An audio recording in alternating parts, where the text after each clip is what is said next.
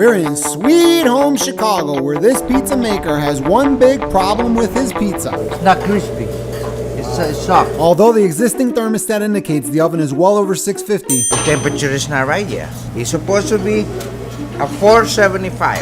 Customer complaints, that's all I see. Exactly.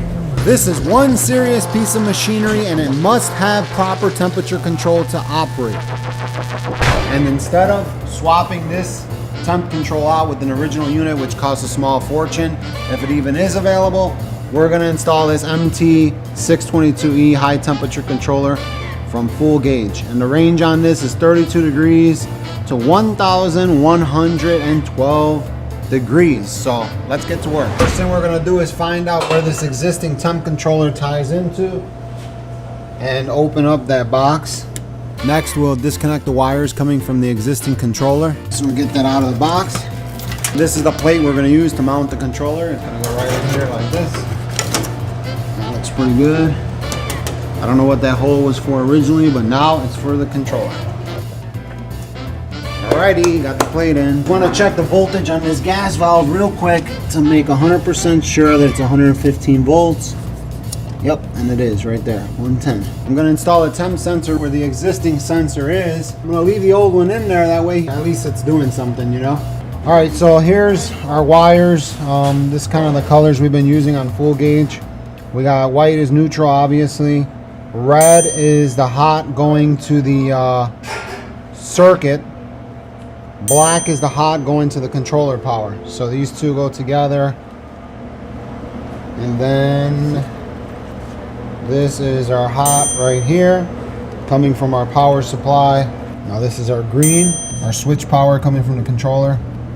This is gonna go to our hot side of the gas valve. So we got our type J thermocouple, 10 and 11. 10 and 11 here.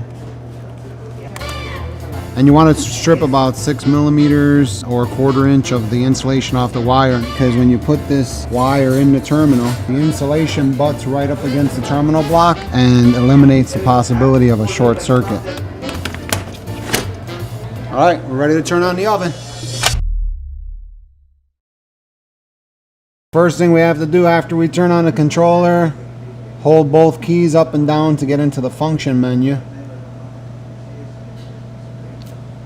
And now, here we go, function 01 set.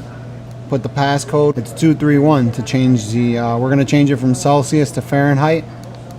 231, set. Fahrenheit, set. Now it's in Fahrenheit. Now next thing we gotta do is set the temperature of the oven. Hold the set key. Make sure we can see that. Set point 1 is 68. What do you want the oven at, Lorenzo? 475. 475, okay. 475. Set. Oh, there it goes. I just heard it turn on. Yes, sir. Looks like our controller retrofit was a huge success. The owner's happy. Very happy. That's what I want since the beginning. I'm happy. The oven's happy. And when it comes to controlling temperature, there's nothing more consistent than digital control. And with consistent temperature comes consistent results. Looks great to me. Tastes great too.